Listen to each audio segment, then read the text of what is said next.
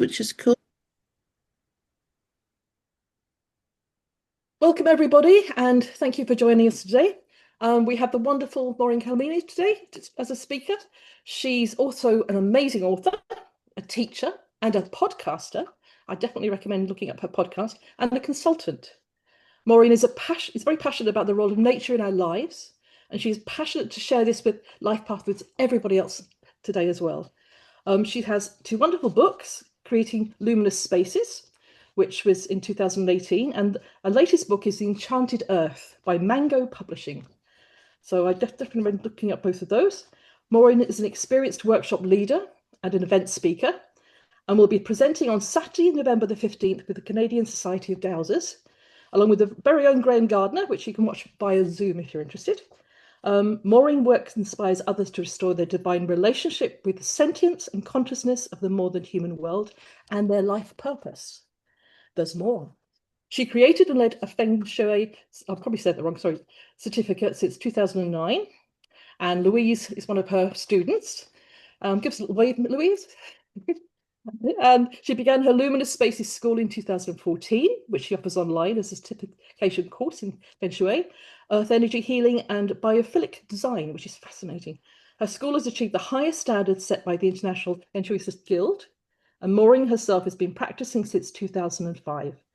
And she's worked with energy all her life. She's helped clients all over the world, from Hong Kong to British Columbia, with creating more luminous homes and workspaces, and helps them to restore their connection to the land.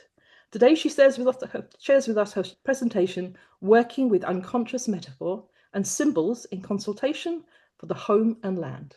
So thank you very much, Maureen. You're very welcome. Oh, thank you, Melanie. And I that was quite a long bio. So Sorry. I think we're done. But yeah, let me share my presentation with all of you and get myself situated here.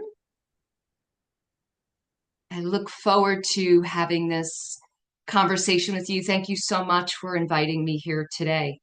So yes, we're going to be talking about something that I just have always loved to sink into, which is the psychology of our spaces and how our environment impacts us and how we impact the environment. And that is why I've been attracted to study things like psychology and feng shui and astrology and all of the amazing earth sciences, which I have been studying since, my entire life, and probably many of you as well. So first, I would just love to take a brief moment to pause and just sink into the space. Maybe put your left hand over your heart. Let's just take a few deep breaths together. Feel your heart so resting in this place of knowing, of groundedness, of truth and authenticity. And when we're in this place in the heart, we bring our highest good to our work and to our lives. You feel your body floating on the river or on a breeze. It's raining here today, so I'm hearing the beautiful, gentle sounds of rain. It hasn't rained here in several weeks, so it's so inviting.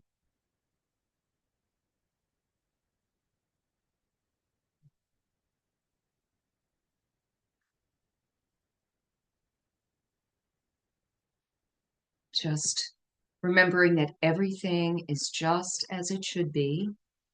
All is well. We are embraced and supported by so many who have come before us, our ancestors, both earthly and cosmic, and all of nature's beings. We are co-creators and uniquely gifted to channel both heavenly and cosmic energies, receivers and transmitters of this beautiful divine consciousness and light. Just feel completely embodied and present and breathe into the luminous nature that you are.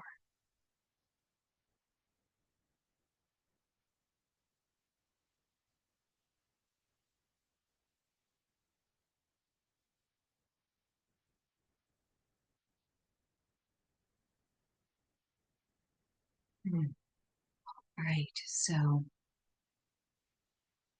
yeah, it's just really lovely. I feel very grateful to be able to share my passions with a group of people who are also passionate about this work and what they do, working with the earth.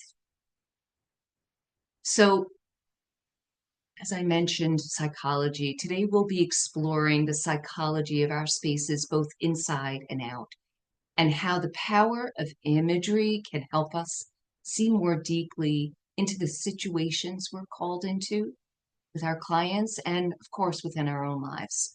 Because whatever we learn for others, we're learning for ourselves. And obviously, learning it ourselves will really help us work with anyone else who is searching for greater peace and harmony in their lives. So, a metaphor is something regarded as representative or symbolic of something else. It's the language of the subconscious mind. So, what is in our subconscious is brought out in some way or another into our physical 3D reality. And the subconscious is so powerful. It influences us in a very real way without our awareness, right? Because it's subconscious until something, someone, or a divine revelation brings it out into the light. By learning to see with clarity, we can uncover and transform what lies beneath the surface. So, I've always been drawn to psychology, as I said, and the deeper layers of human behavior. I was always curious when I saw something in the outer world or someone behave in a certain way. I guess I thought everyone did this, but I always wondered what happened to them that made them respond in this way. And it wasn't clear to me for probably decades that not everyone saw the world in the way that I did or thought deeply about it. It's probably my Neptune in the first house in Scorpio that makes me consider the subconscious and the dream realm as well. So around 12 years old, I was drawn to astrology. I was always curious about what lies beneath the surface of people's actions. Sorry. And when I took psychology in college, it was really very uninteresting to me. It was all about Freudian concepts, in the US, we call it Psychology 101 and 102. And of course, they're the basic, the foundation. And I was just so not interested because it was all about mental illness. And there was nothing about self-actualization and uncovering our soul and what our calling is and what moves us to do what we do. So I, at some point, discovered the work of Carl Jung and his writings, and I felt that spark of what I was looking for.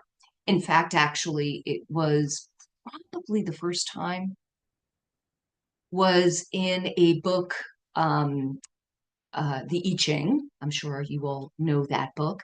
One of the oldest translations from German to English was the Wilhelm Baines version. And in that version of the I Ching, the whole foreword is written by Carl Jung. And I was just, it just lit me up.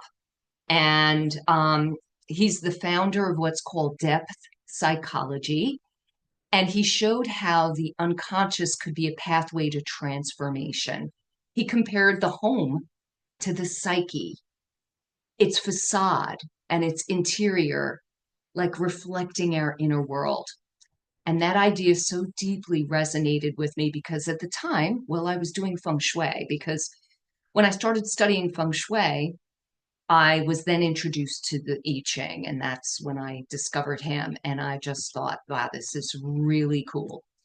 So that idea is the underpinning of feng shui, that our homes mirror our subconscious. And sometimes people even whitewash their decor to be like what's trendy and acceptable. And this is definitely a big thing in the US, not sure everywhere else, but it's basically this focus on conforming to what's socially acceptable. And when I see places like this, well, it just makes me realize that people don't feel safe to really share who they are, because our homes are a mirror reflection of who we are. So it's like they're hiding their authentic expression and authenticity. And that is just an interesting metaphor in itself. And then at some point, I uncovered this book called House as Mirror of Self, which was written by Claire Cooper Marcus, an architect. And she did tremendous research, I don't know, 10, 15 years or so, interviewing people on their homes and being in their homes with them and seeing this profound, deep subconscious connection between our homes and our lives. And as house healers, we can see and work with these reflections every day. So I'm going to share some experiences with clients. So keep in mind that I'm sure you guys all know this, but it's obviously have to state the obvious that the different aspects of our home are not the cause of the unconscious patterns that shape our lives and our behavior. They just simply reflect the patterns that already exist. So Carl Jung would call this synchronicity. When we unconsciously connect, or you might say energetically resonate, with something in our home or the land as a way of expressing the unconscious, as a way for the unconscious to express itself, for us to see it, to basically bring it out for us to see. And obviously, we have free will. Are we going to see it or not? Are we going to blame that for what's going on in our lives, or are we going to use it as a mirror to reflect deeper into what it means? So this reflection can even take the form of self-sabotage, and it often does. So, okay, so here we have a photo of a stairway that's right in line with the front door. So you basically open the front door and you have this stairway directly in front of you. And I'm sure even if you haven't studied feng shui, you've probably heard that this is kind of like a no-no. So, but it's not a no-no. It just is something we can work with. We can always work with. We can work with nearly anything that is confronting us as a symbol or a metaphor in the home and the land, if, of course, if the client chooses to. So this client was a repeat client. I had been there before, and I saw this stairway. Not only this stairway is in line with the front door, but as you can see, it has no risers. It's completely open. And not only that, of course, there's, shoes, okay? Shoes along the side, which are potentially a hazard for tripping, right? But then look at this. Underneath is there stairs to the basement. So when you walk in, you have this short landing. It's maybe 3 feet, and then it drops all the way to the basement. You can see that from standing right on the landing. So having stairs with no risers is something that is kind of like a sleek, modern um, detail that homes may have. But the problem here is the stairs themselves are your normal height. And without risers, you can literally break your leg if your foot slides because your leg can go through that. So in order to have stairs with no risers, they have to be a lot shorter. So that doesn't happen. And I don't know the inches, but this looks like it's probably like 8 inches, and maybe without risers, it's 6 inches or less. So these stairs are really not to code. I don't even know how this client actually bought the house like this. So not sure how that happened, but I brought this up the very first time I met them. I said, you really need to put risers. You need to put a new staircase here. The client was very reluctant or refused to. Okay, all right, that's all I can do. So we worked on other areas. Now the client called me back, and this was probably a couple of years later, and asked me to help because again, their major challenges were depression and anxiety. And I visited them again, and I said, look, I'm going to tell you straight. Either you fix that stairs, like there really is nothing else I can do for you. That's an issue. And the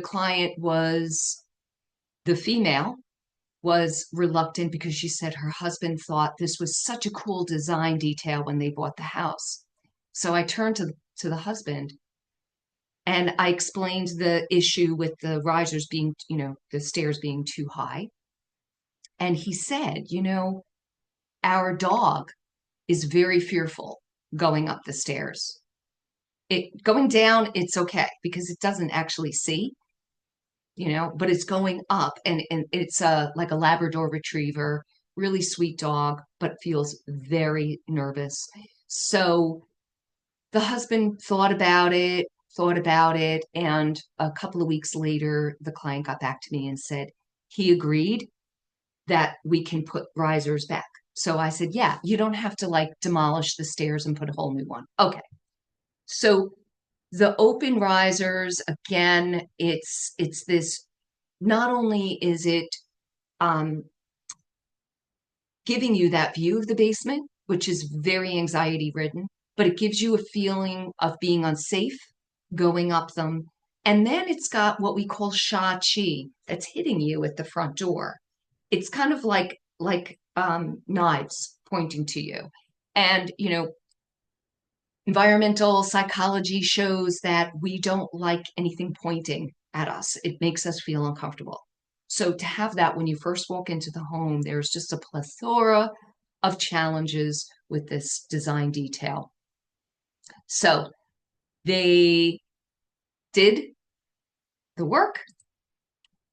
And let me just see here. And the husband loved it.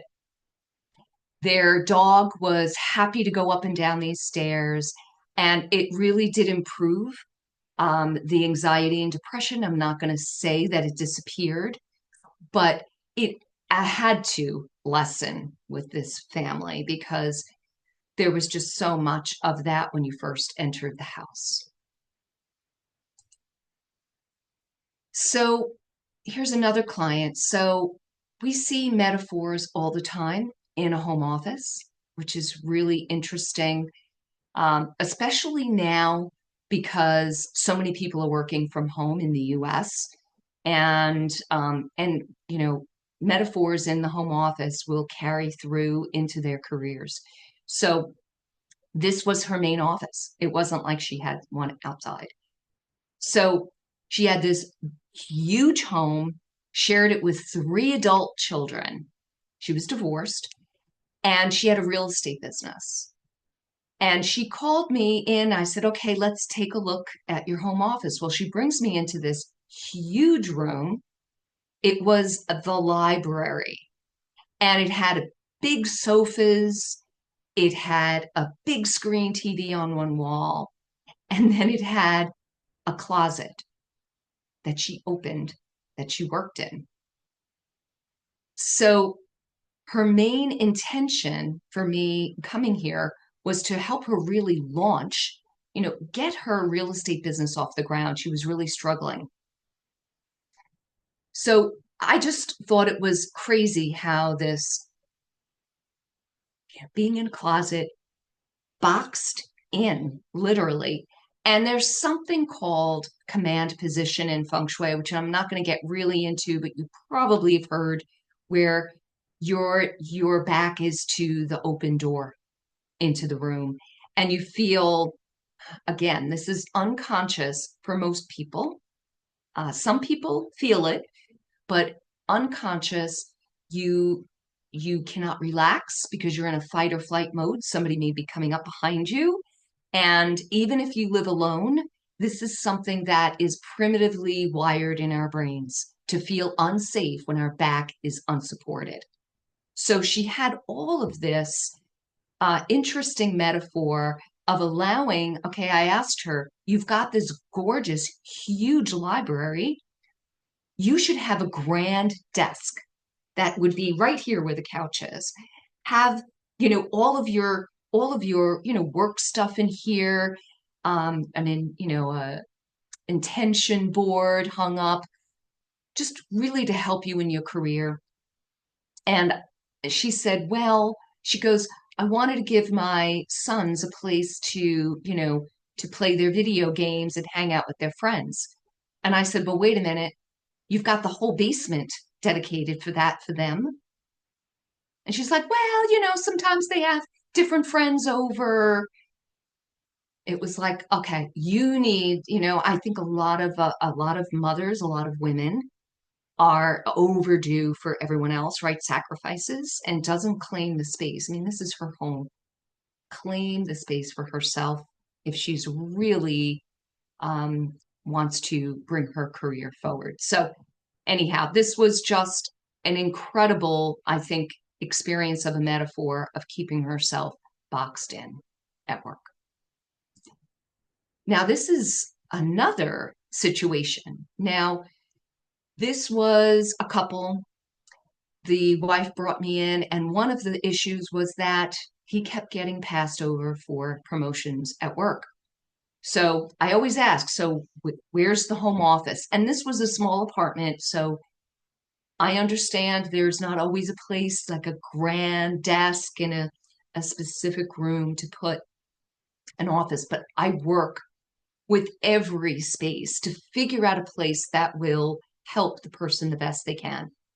So he'd been passed over several times for promotion, even though he was promised the promotions in the past. So when I saw this desk, so I just went, oh, can you tell me a little bit about this desk? And she said, oh, yeah, it's my husband's desk from when he was a child. It was in his bedroom. That says it all. And he used this desk every single day. When he came home from work, he would log on, he would answer emails. So it was really an active place. But I think the metaphor doesn't need any more explaining. So this was another client, a man who was struggling in his career. And when I visited his home office, a lot of clutter. Uh, I mean, literally, you have to like walk over piles of things in order to get to your desk. So how does that make you feel? Walking to your desk and climbing over everything. And even worse, under his desk, where his feet are supposed to go, was piles of clutter. So he basically had no room for his legs. He had no room for his feet. He had no like real space and support. This is a powerful metaphor. It's just blocking so much movement forward. It made perfect sense that he couldn't move forward in his career. And once he started organizing, I mean, He probably needs most of that paperwork, I understand, but just organizing it, maybe getting some storage solutions uh, will help, shift the energy, and his professional opportunities also lifted. So artwork is one of my favorite things to work with people. There's so much uh, metaphor in the art that we choose to hang in our surroundings. So I was working with a mother and a daughter, and the daughter was an adult. She's an adult woman. She was very concerned about their apartment in Brooklyn, New York, being sold to a private company, which would mean that it would triple their income and they would be evicted. So I did earth energy healing here. I did ceremony with them, and I did feng shui. So that was kind of the background for her. For the mother, she had a lot of trouble sleeping and some anxiety and depression. So I saw the image on the left in my the daughter's bedroom, right opposite her bed. So it was a really prominent place. So every morning she would get up and see this. So I asked her, "Can you just tell me a little bit about this piece?" So she says, and I couldn't believe this. Oh, I got it for free. I was buying another print at a flea market, and the artist suggested I can take this one for free. And I just hung it there because it was a place to hang it. I said, okay. So what, take a look at it. What do you feel? And all of a sudden, she realized that it echoed her worst fears of being in a position where she needs that, I guess, divine help. She felt that the woman looked homeless and that she needed support. Um, and she was realizing that this was just mimicking her worst fears. So she removed it, and she just felt so much relief after she removed that painting. Then I go into the mother's bedroom, and over the headboard was this picture. Again, a very important place for us personally in our bedroom, over our headboard or directly viewable, basically anywhere in our bedroom, or any prominent place in our home. Really important. So I asked her, this looked interesting. So I said, "Can you tell me about this?"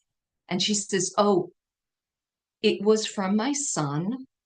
And it's actually a woman who's getting ready to fall off a cliff unknowingly, and God's hand supporting her, right?" Which is a lovely image, and understood this her son was giving her because she was a very religious woman, very spiritual woman. The problem is she has really bad eyesight. And when she sees this, she said to me, "I don't see God's hand because I can't see it from a distance."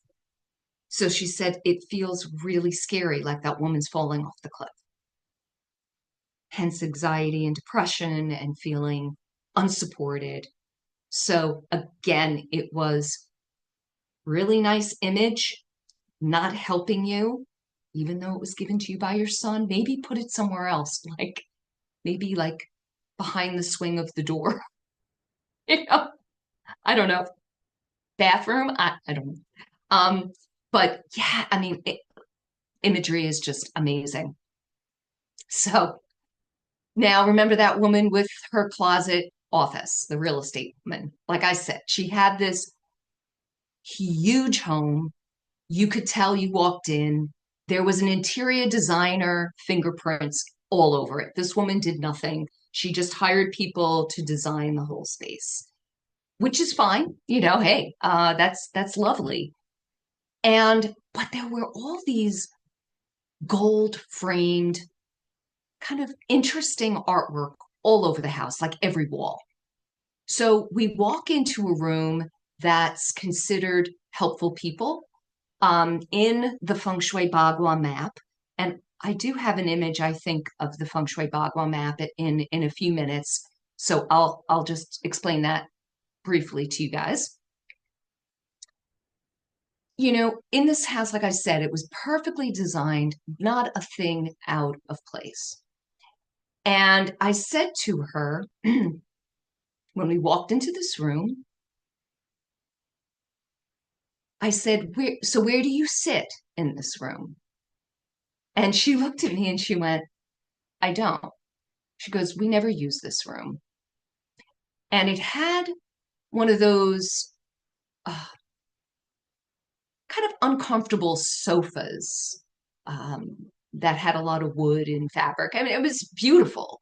And then it had two chairs. So I was expecting her to just point to one of these areas. And she said, no. And I said, you know, you don't sit in here because maybe the chairs aren't comfortable. And she goes, I never sat in any of them. Okay. Now, this is the area of our home that's helpful people. And for anybody, we need helpful people, right? I mean, we need the support of friends and family. We need the support of potential networking for our business, partners, potentially clients, referrals. So, helpful people is such an important area of our home. And not being used, not even being used once, basically. But then I look over to this wall and I see this art and I went, oh, can you tell me a little bit about that? And she said, oh, okay. So, first, let me just back up a second. I forgot to mention the fact that her home was filled with all this art, like in these elaborate gold frames. Her parents owned an art gallery. And when they retired and closed it down, she took a whole bunch of the art and just threw it up when she got divorced and bought this house. She just kind of like threw up the art everywhere. So obviously, she picked pieces out to put on the walls. Um, so I said, okay, can you tell me about this? And she goes, well, I understand it's the myth of Narcissus. So, so I said, oh, can you tell me a little bit about that myth? So she starts explaining the myth to me. And I just looked at her and I said, does this remind you of anybody? And all of a sudden her eyes went wide and she was like, her ex-husband. Because one of the things that she had shared with me was he was kind of a monster and had been very narcissistic throughout their relationship. And I just went, okay, so you never use this home, you never use this room. And also in feng shui, it's not only a life aspiration like helpful people, but it's also the fact that this area is represented by or symbolized by the father or the head of the household. Now, this wasn't her ex-husband's house, never was, because she bought it after, but it was like the lingering energy in her life. And she hung this photo in that room. It was just an unbelievable metaphor, I felt, for this. Now, what's so interesting, and I don't know if you guys, and I would love to hear when we do our share, so interesting how, you might have these moments that you feel like, oh my God, the light bulb went off. She could like see now a little clearer what she was creating in her home. She has never responded to any email after this. So I think she was so uh, shocked, maybe, and unwilling to really connect with what I shared with her. And that happens sometimes. Some people are just not ready for it. However, I mean, I am always super compassionate and never project my thoughts onto what I'm seeing. That's why I always ask very non-judgmentally, can you tell me a little bit about this? It could be the most lovely painting, but if it's hung in a prominent place, or something in me, my intuition says, ask them about that piece of artwork. There's always a story that's metaphorically connected with what's going on in their lives. So I even work with businesses, right? We often do. And this was a restaurant. It was a restaurant out in the Hamptons, out on Long Island. And the owner asked me to come in because he was struggling with revenue. Out in the Hamptons, it's like huge business during the summer. And the rest of the year, they struggle getting the locals to come in because their prices are so high. It's ridiculous. So, anyhow, he was struggling a bit, and he also had some trouble with the town and codes and stuff like that. So, this one wall that was like boom, with all this lighting on this painting, I'm standing there and I'm going, of course, I'm not making that gesture with the client, but I said, can you tell me about this painting? And he goes, oh, well, that's kind of interesting. That's been there forever, since the 1960s. There was a local artist, a famous local artist that couldn't pay his bar bill. So he exchanged this painting. And I'm like, okay, I don't know if you guys can see because it's a little grainy, but it's literally a shipwreck. And the captain's walking away. So, I just asked the owner, like, okay, well, like, look at it. What does it mean to you? What kind of like energy do you get when you see this? Yeah, and it's like you can lead a horse to water. Um, I don't know if he took it down.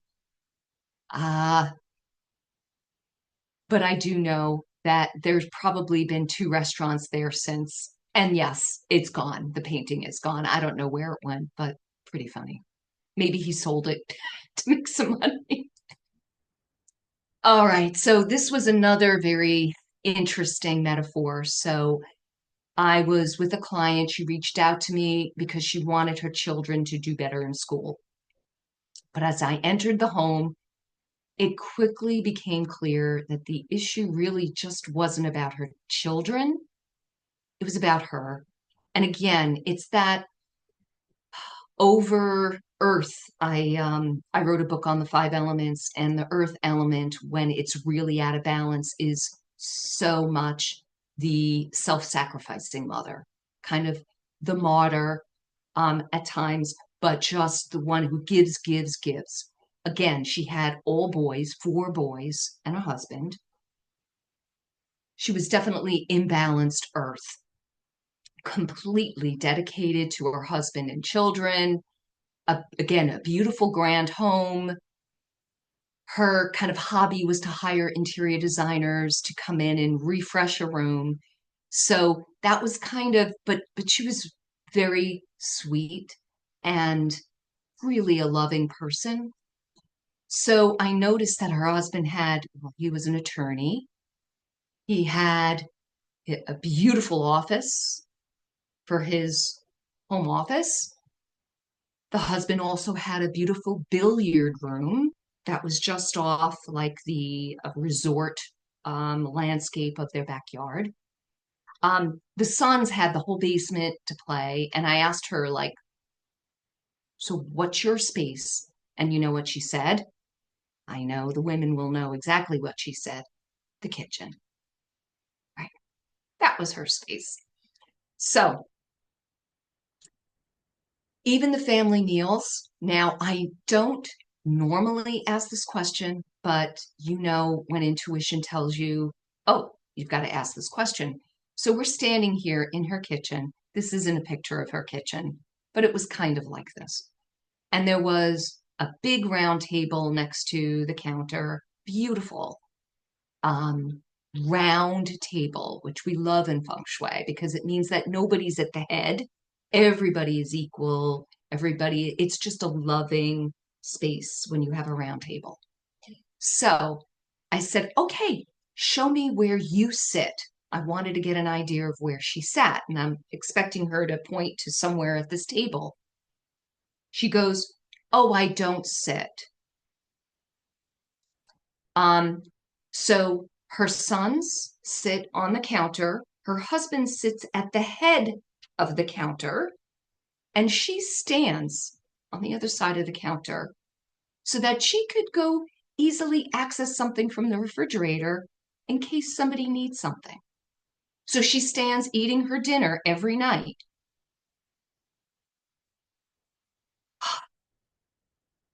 I swear, I almost cried when she told me that. So she didn't see anything wrong with that, of course. But yeah, she wasn't giving herself ability and space to have that basic nourishment, always ready to serve everybody. Really, really sad. So a couple of years later, she called me with an update, and she was getting a divorce. And her home had really been reflecting the reality of their relationship all along because she literally had no seat at the table. So in feng shui, I mentioned the Bagua map, and I'm just going to share this briefly because this is really not I mean, it is partly a feng shui presentation talking about these symbols. But so the Bagua map is basically 9 equal spaces that represent a different life aspiration, like wealth and romance, and health is the center. Helpful people you'll see over here in the front, that gray box.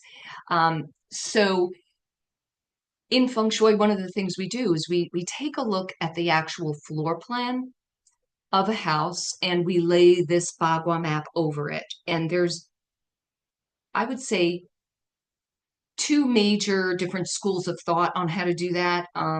One is by the front door and laying it, and one is by the compass direction. I've been trained both ways, but I've always felt much more intuitive rather than being very using the compass. Although I use the compass for certain things, but I use the front door method, the front door entry method, it's called. So anyhow, when you lay the Bagua over this floor plan, you might see the master suite here, the front door. I'm sorry, I'm using my cursor, but you're not able to see. So the master is in the bottom left corner, which is really wisdom and spirituality. And then you see where the front door is with that arrow, okay? So when we lay the Bagua map, there's certain rules. I'm not going to really get into the specifics of those rules, but and there's different ways to lay the Bagua, even within 3-door entry method. But when I lay the Bagua down, it's kind of like that square. And you can see that the master suite is not in that box.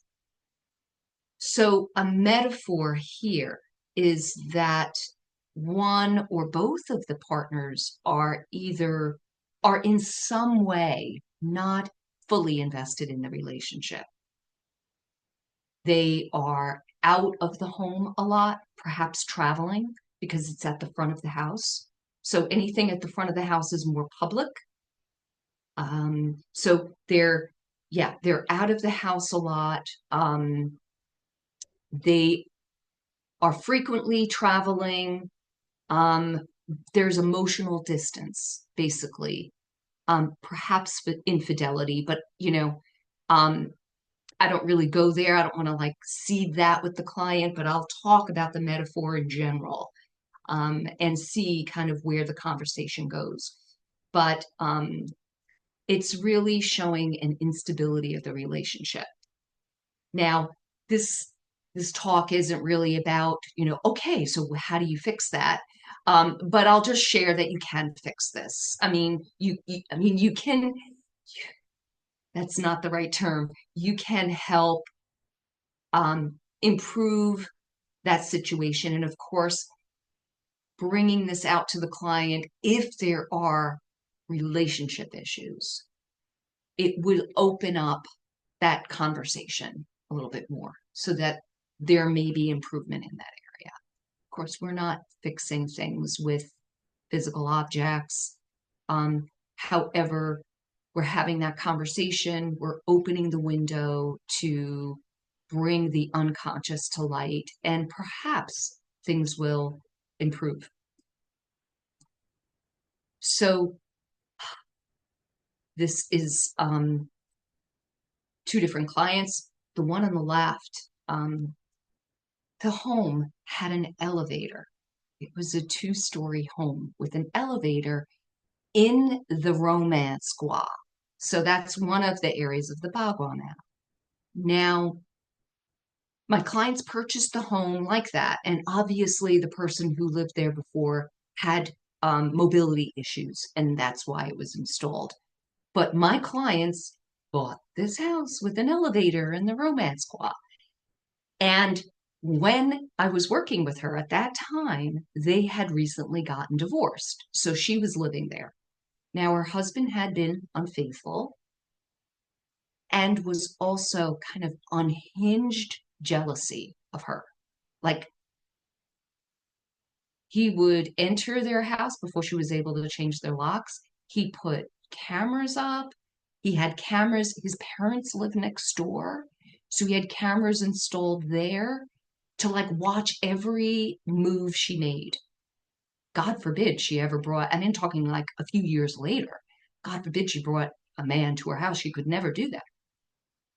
So when I saw this elevator, I was like, a perfect metaphor for the instability of the relationship up and down.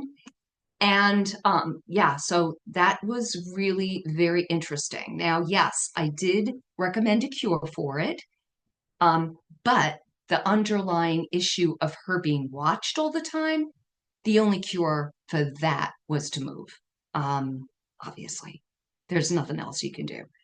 So she did eventually move, but it took a while. It took a good, I think, 5 years for her to be able to sell and move. Now on the right is a beautiful master bedroom with these French doors that go out to the yard. And again, that is something that a lot of higher end homes in America have. And it looks like, wow, how beautiful and spacious and inviting, but that could also um, be a unconscious mirror of infidelity, again, of a partner being able to exit without the other one knowing. So, people unconsciously are attracted to these design details in their home to bring something up. Now, I'm not going to say that everybody that has these doors in their bedroom is going to deal with infidelity. Not true, but there just happens to be these things line up when very often when we're approaching a situation. So it's not just our homes that reflect our inner lives. Our metaphors and symbols also come directly from the landscape around us. The land itself speaks in symbols. We all know that. In this way, the landscape becomes not just scenery, but a mirror, revealing patterns, lessons, and even unconscious truths. So, well, this is not really the land, I realize, but anyhow, this was pretty stunning. Sometimes sabotage shows up in really practical ways in a house or how a business presents itself to the world. I've seen homes with no visible street number. So, and you might have also encountered this when you're driving to a client's home and you can't figure out which house it is on the block. or there's overgrown landscaping that's like really like hiding the entry to the home, or properties when you can't even find the front door itself. This particular home, um, you're just, we're programmed to walk upstairs and see a door right there. Well, obviously, either the floor plan was changed or somebody actually just changed the whole front door, right? I don't know if it was built this way or if it was changed, but it is totally, it's just one of those things that really stick out as odd, very odd here. So when the entrance is hard to find, the chi or energy of the outside world has a hard time finding you too. So there could lead to stagnation and struggles. It definitely blocks opportunities right at the threshold. So the front door is called the mouth of chi in feng shui. So if that mouth is hidden, obstructed, or misplaced, the home or business literally is cutting themselves off from support, clients, abundance, and flow. So what looks like a design quirk or a maintenance issue can actually be a form of unconscious sabotage. So in this way, I was working with a client who had a coaching business, and she was very fortunate to have a little outbuilding to do her coaching work. It was this cute, cute, tiny, it was like a little tiny home office, beautiful on her property. And so in here, you could see it's over on the upper right. And now she had a garage, but then her home is over to the left, it's cut off. But basically, that is her home. And that's where the driveway is. So her clients would come up. And when I visited, it was so striking to me that the clients had to walk across the grass to her office. And I'm like, there's no path to welcome people. People may not even realize where the work is, where they're to go, right? So I just recommended, she didn't have to spend thousands of dollars on masonry installed to create a path, but just like pieces of slate, just positioned in such a way, just even laying them down on the grass, just to give a little path. And that definitely opened up this proper walkway, opened up opportunities for her business. And in feng shui, another kind of guideline is that there's a male and a female side to a property. This is really cool.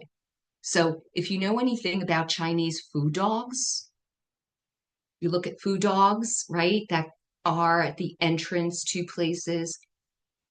The female's always on the left if it's put properly, and the male is on the right.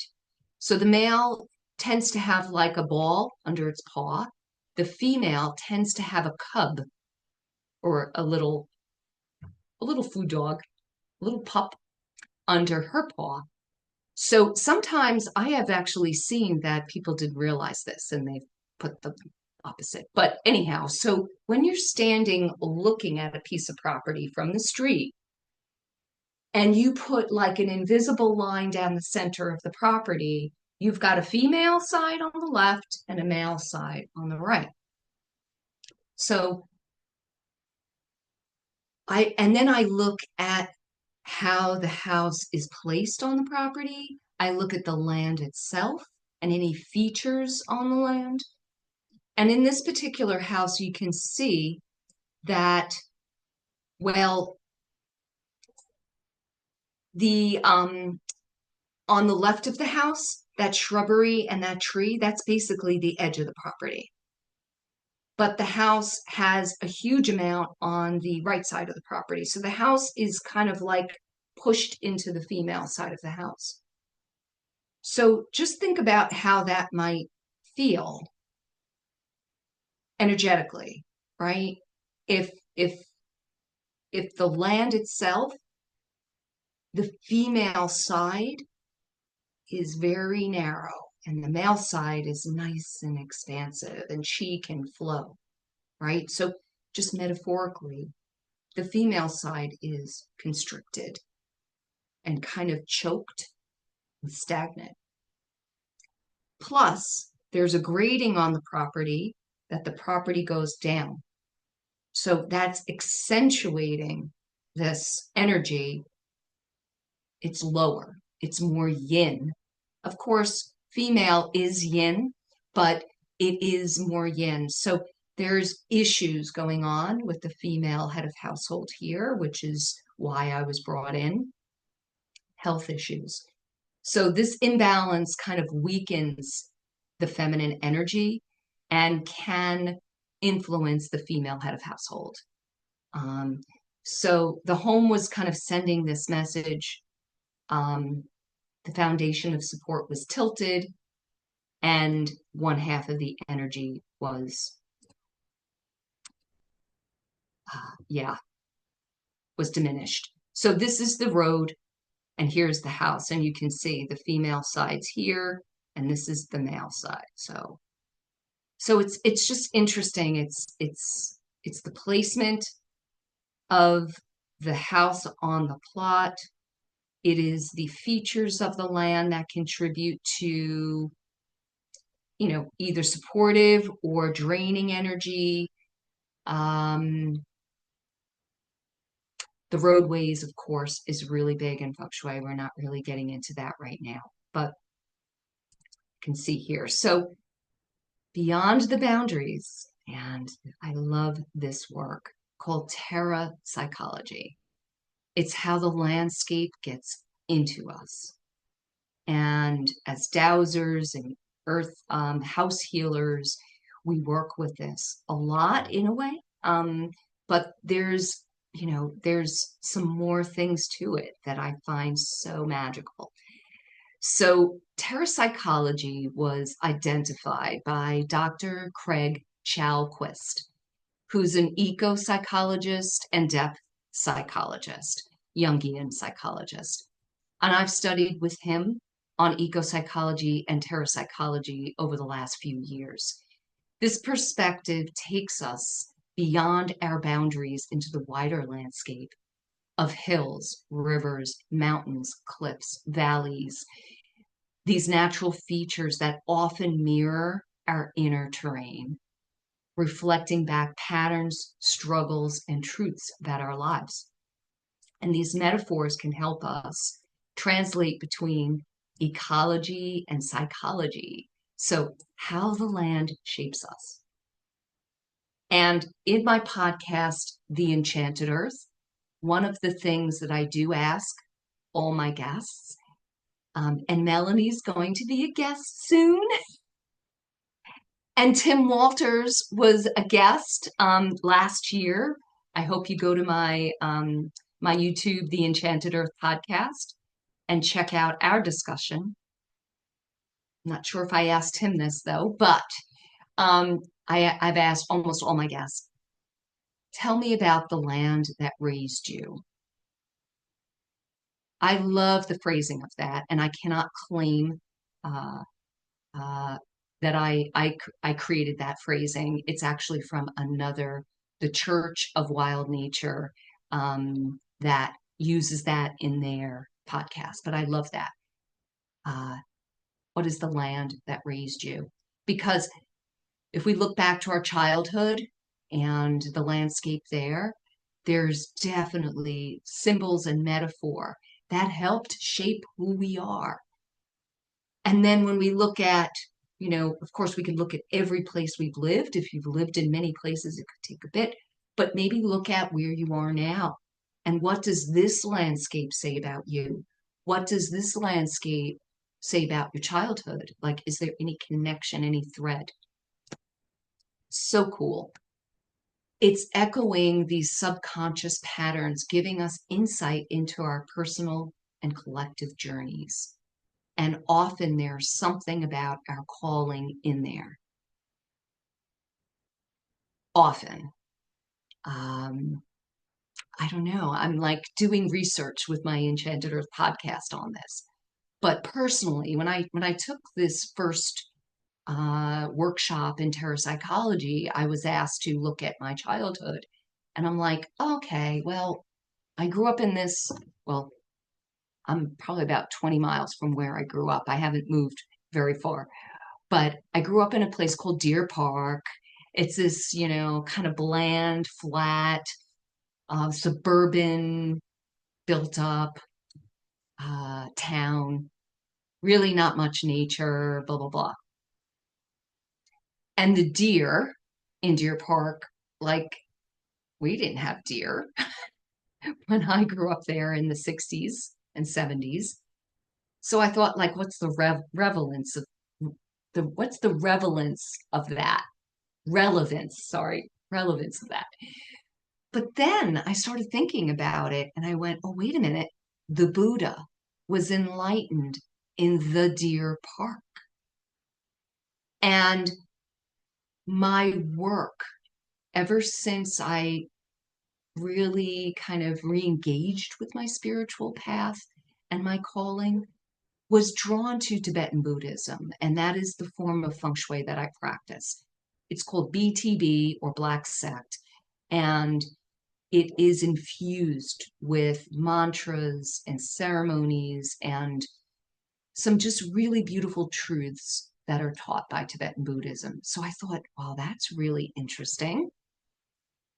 And then one day I had a light bulb go off because I realized that deer is my spirit animal, because I had a huge dream back in 2003 or 4, 2004, I think it was. The day that I was laid off from my marketing job, which I had been in marketing in New York City for 25 years, I was laid off. And I remember leaving my office going, what the heck am I doing with my life? Like, what's next? That night, I had a dream with deer and with an angel, which I've never been like somebody who really connects with angels. Been a little bit like, no, no, no, no. Having gone to 13 years of Roman Catholic school, I just was like, no, no, no, no. And, but anyhow, this dream awakened me to a path that was connecting people with nature. And then I eventually found feng shui, which I didn't make the connection with nature at all at that point. But then, of course, dowsing and earth energy healing, I started studying in my feng shui training, and I was like, oh. So deer. So it's not just the landscape, it's also place names and maybe what was on the land, what echoes on the land still, the memory on that land. So working with metaphor, I think of like 3 kind of like main things is to really observe the space and the land and notice anything that stands out. So, yeah, okay, clutter, blocking, as a metaphor for blocks, but the artwork or like imbalances or anything just really curious. Paying attention to key areas like the facade of the home, the entrance, bedroom, home office, and overall kind of the landscape. Sorry, that got cut off. Um, Asking questions of the client, like, what are your goals and why? And listen closely to the words they choose, because it is stunning sometimes how the words they choose in the moment can be a key to unlock when you're there. And can you tell me about this blah, blah, blah? When you feel called to ask that, can really be revelatory. and where do you sit and why? Um, and using visualizations with clients to guide them into a deeper kind of connection with their desires and with the soul of their home. So asking what is needed here to shift the energy. And it's amazing how sometimes clients get it. And I think the most powerful experiences are when the client themselves get the answer, right? So I didn't realize how long we went. Wow, I am so sorry, but yeah. Um, I have Luminous Spaces School, and I want to extend 20% off to anybody who wants to learn feng shui. It is an ongoing program. It's self study. However, there's a lot of one-on-one support and a lot of one-on-one connection. And then, of course, I also have some other courses as well. So, anyhow,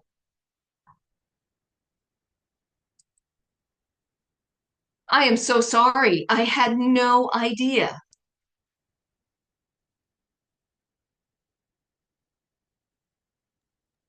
Your No present. is necessary. It was the few rabbit holes that have emerged to me as you were talking. So I've made loads of notes, but would love to open, and there's stuff in the chat as well that we can touch on. Yeah. But anybody got any questions? Wow, Em, you've moved into a house with those stairs. Oh my gosh. Yeah, I did. We moved in, me and my husband. It was our second home. Luckily, it wasn't directly facing the front um, door, but we certainly. I've always felt uneasy going up them, and I said, I'm sorry, I can't live with these." And they were glossed. They were exactly like that, the glossy wooden, and Slippery.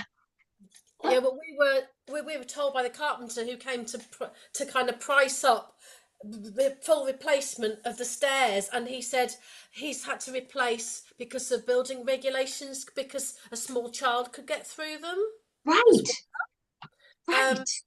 So I mean, but they'd been kind of like illegal or against building regulations for some time. But obviously, as people sort of left and then other people moved in, i.e., us, so we went, what are these dreadful things? And I almost broke my neck so many times because I'm clumsy, and it was also very slippy with my slippers on. Don't know what you call slippers, but these house shoes, whatever you Yeah. call them. So I said, these have got to go. Yeah, it was. Yeah, so that was one of the first things that we replaced. My elderly neighbour next door, she's 83, and she still has those. And my other side as well, because they're in their 80s. In 1974, that was their first home together. They obviously since moved to a nursing home together. So a younger couple have gone in, and they've said we don't like these stairs. Yeah, it's really interesting. So Wow. Wow. yeah, so it was prevalent in the 70s. So it's Yes. trends come and go, don't they? Yeah. Talking about trends. Yeah, it's like Mm, we have to be more conscious yeah. They of, looked really nice. I must admit, they look quite cool, but not good. Not good at all.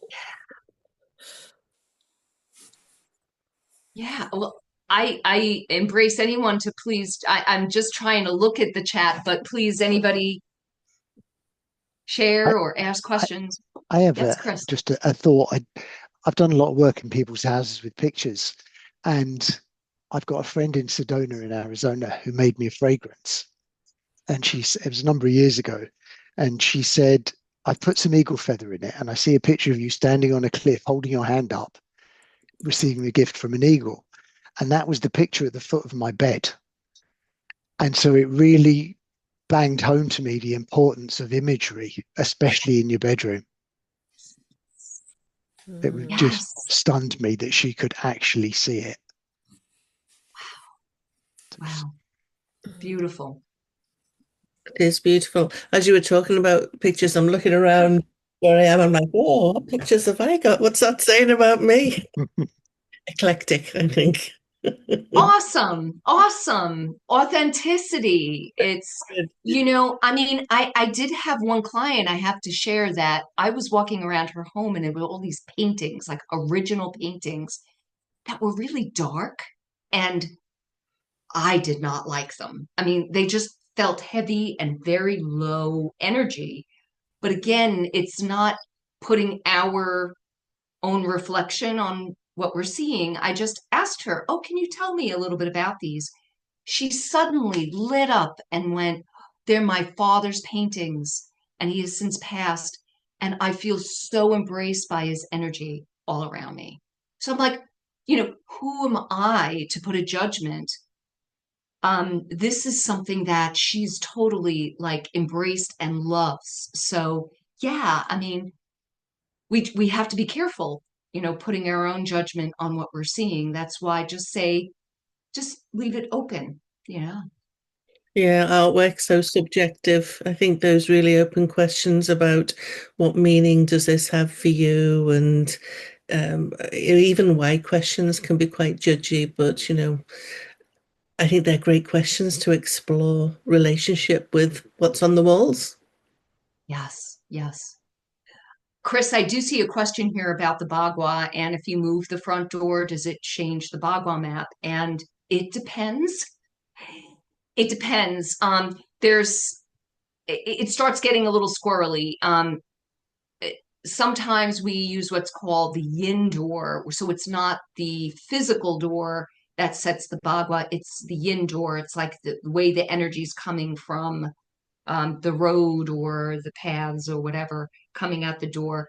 And yeah, it placing the Bagua map is probably one of the most confusing things in some homes.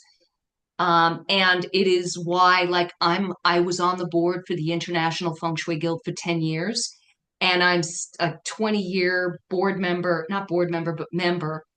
It is one of the most common questions from even experienced feng shui practitioners, like, how would you place the bagua on this home? Because, we have some crazy architecture, which is fun. It's good to have, uh, creativity in architecture. So I guess the house or the people live in it will give you a clue anyway yes, sometimes. yes, that is so true. That is really very true because a lot of times it's like, what are their issues? Like, what are they Yeah, calling you for? And then you look at the different ways to place it, and that can be a real indication of, you know what, they're having trouble with finances. When I place it like this, they're completely missing finances, or maybe it's the garbage dump on their property, whatever yeah. metaphors seem to connect. Yes. So that's really true. Thanks. Thank you.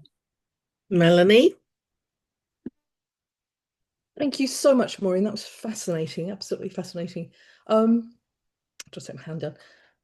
One of the things that struck me as well in Ireland, and Chris will know this, and I don't think Amy's with us anymore, but in Ireland, everyone comes in the back door. Nobody uses the front door. It's a thing, mainly because the priest comes in the front door and everyone else comes through the back. It which freaks me out when I do someone's house here. I think, oh, which go? Oh, no, you come at the back. Of course you go. Every single person. Chris, would you agree with that? Yep, he's nodding frantically. Nobody uses the front door ever. Maybe No, the especially in the priest, countryside. In the the countryside. priest comes in the front door.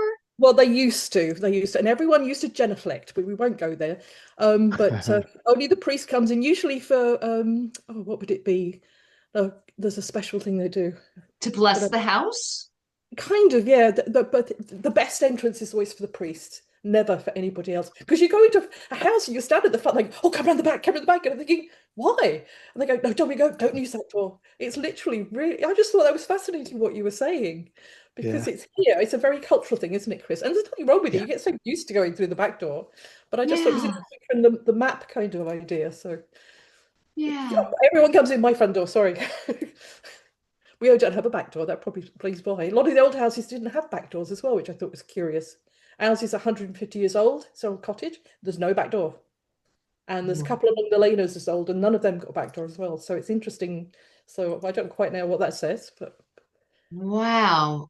Well, yeah. And what I do love about is looking at floor plans and just seeing how the chi will flow, like, in your mind's eye. You just and not having a back door makes me feel like it's not allowing that flow, like a river being like dammed up.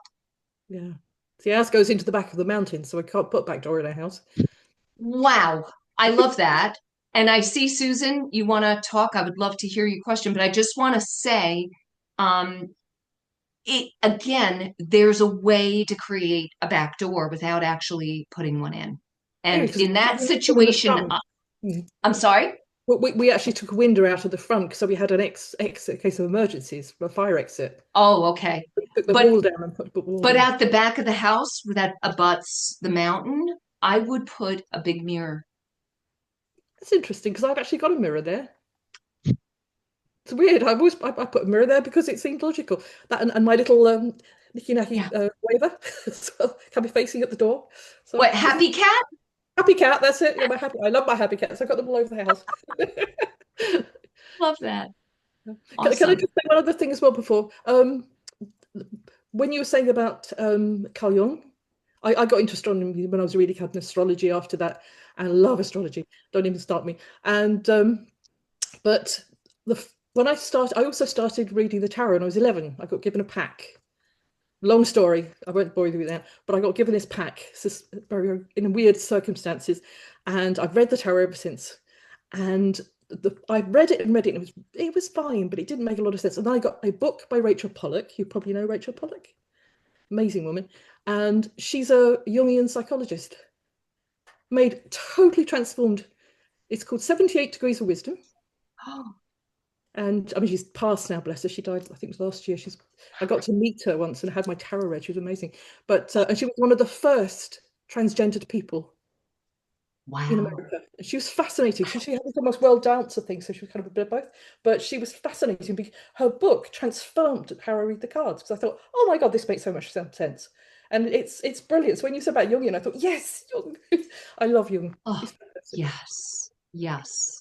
Anyway, Beautiful. I'll let Susan talk. Sorry. Thank you. Yes, Sorry. Susan.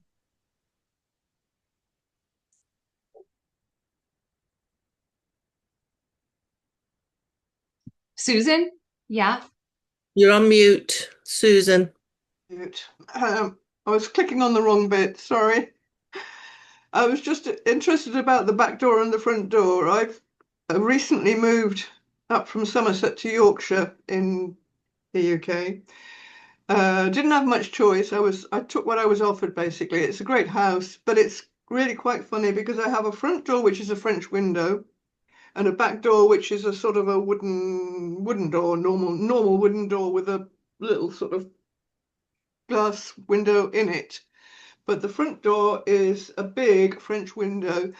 Now, front and back, because I'm in a row of terrace houses, 7 of us, off the main road, off the main part of the road completely, which means that my postcode is wrong everywhere. Everything's wrong with the. I don't know. Nobody can find me except the Royal Mail can find me. But Google Map takes everybody down the road to a different postcode.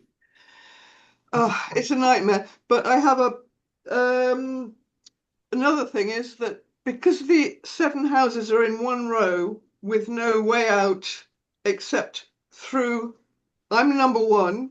The only access to all of them is via my gate or the back gate or the back, which isn't a gate.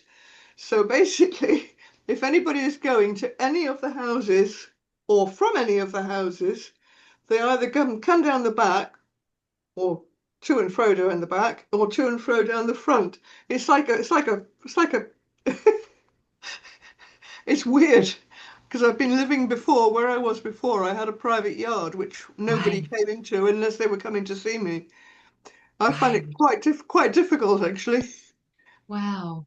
Yeah. It it's I mean, very It sounds like a development kind of idea here in the US where you've got like a row of townhomes or Yeah, condos and people are going past your home to get to the other yeah, yeah. ones. And they have a sort Yeah, of a like right of way at the front and the back, and I'm the first one in the row, as it were. So everybody comes past me, but I don't really think I find it a little bit worrying at times, but it's not actually alarming. It's not just random passers-by, except post deliveries right. and other people, but that's it. But I must admit, I find it quite. I used to have dogs. I no longer have them, and I could not have dogs here because Oh, I couldn't throw them out. I couldn't throw them out right. the into the garden. Yes, yes. Well, you know what I like, Susan? I like that you're number one. Yeah, I know, absolutely. And I like that you're not in the back because the people in the back will get the less chi flow and it will get stagnant back there a Yeah, little bit. So you're getting a lot of energy, which I think is good. I think is it good. is It good. brings life to your space. So as long as it's not too noisy, you know. It's not noisy, but it's just that there's very little privacy because the front door, which is what I'm sitting next to, Oh, right. It's a French. all glass. Oh, It's all right. glass. So it's Right. I feel a little bit visible. Right. Like a fishbowl. Yeah, yeah. So So bringing a little bit of yin into that area will help. So if you can, I don't know if you have any curtains that you can kind of hang. I've got curtains over it now, but the thing is, then I quite like to be able to see out. True, true. I've been But well, I've you been know told what? They I've even have like things that you could put on glass that's like yeah, etching. So maybe part of it you can have like that and part of it open or something. or just shading because Yeah. it gets the afternoon sun there as well, which sort of makes it very difficult to sit at my computer because the sun's on it. But yeah, it's not too bad actually. I love it here. The other interesting thing is that where I'm sitting, from having started to douse, I found no water veins, but I'm sat literally, and my bed is the same, over, and I doused about where I should put the bed, and I was told where to put it, but it's actually over a blind head spring, Ooh. which was detrimental, but I've been working on it, and it seems to be okay now. But it was on an old sacred site going back 5 or 6 thousand years. Whoa. So I think it's probably good, hopefully. Wow. But Susan, do you know what the sacred site was? sorry? Do you have any idea what the sacred site was? Are we talking like a stone circle or something? No, I've no idea. I would think it probably was. All I can find out about it from asking, but I'm not very good. I'm still not very good at communicating and understanding answers or understanding acknowledgement. Archaeological society? Is there an archaeological society like nearby or something like Well, I'm in that? touch with some the Northern Dowsers who are. I haven't met them yet, but I'm hoping to meet them if they've got their AGM next month, I think. And I'm Good, hoping to drive up there and actually get talking to them for somebody to maybe come and visit me and help me, sort of thing. good idea. Because I mean, that's usually under like standing stones and things, isn't it? That's fascinating. Yes, but the thing is, if it's that old, it might have got dispersed, mightn't it? But Mm, there is still a very much a Blindhead Spring down there. But it's apparently not detrimental now. good. I hope so. For your sake, that's Yeah. fascinating. Sorry, Yeah. Maureen. Wow. But this I found the energy lines, but there's no water veins. It's really weird. Well, sometimes they move. Yeah, let's take that slide. Absolutely. But they leave the spring behind. There's Hmm. still the Blindhead Spring, but there's no Have water coming or going to it or from it. if it remnants. So there's something in dosing where we remnant dose. So it's the subtle energy memory of something that was once there. So it could be the memory of that as opposed to the physical aspect of that. So that's a question that I would ask. Yeah. Yeah. Yeah, yeah. I shall hopefully be able to sort of talk to some people that know more about these things that when I go up to the AGM, hopefully. So Good luck with that. Do let us know what you find out. That's fascinating. I am yeah, I am conscious of time. Um, sorry. no, don't apologize. And we're just at the 9:30 mark, and obviously, we want to thank Maureen for a wonderful, thought-provoking, and inspiring presentation. So thank you so much. Lots of rabbit holes that I'll be going down, and I am doing Maureen's training. I'm going to be signing up for Maureen's training. So who's coming along this journey with me? Excited, I I'll think. do it with you, Dawn, definitely. I think feng shui and earth energy dosing that we do and the house healing, what a beautiful combination, how powerful we can be when we bring those two perspectives together. So I continue to learn and grow. So expect to see me soon in your online program, Maureen. Great. And welcome to the network because you are now a member as a thank you for a year. So hopefully we get to see you on other Zoom calls. Our next one Absolutely. in October, where did the year go? Is a open forum Q&A, chance to kind of just connect, check in, ask questions and whatnot. And of course, Saturday, what's happening Saturday, Melanie? We had our conference, our first international conference. So very exciting, a little bit scary too. Yeah. Thank you. 146 people so far, Maureen, booked up. Wow. Yay. And hopefully some of my students. Oh, I sent it to them. So that I had a few like, thank you so much for extending that. So Excellent.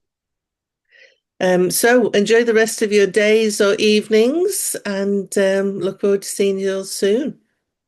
Thank thank you. you. thank Thank you, you, Thanks. Maureen. That was everybody. Thanks, brilliant. Maureen. Take care. Bye, everyone. Thank Bye. you. Bye bye.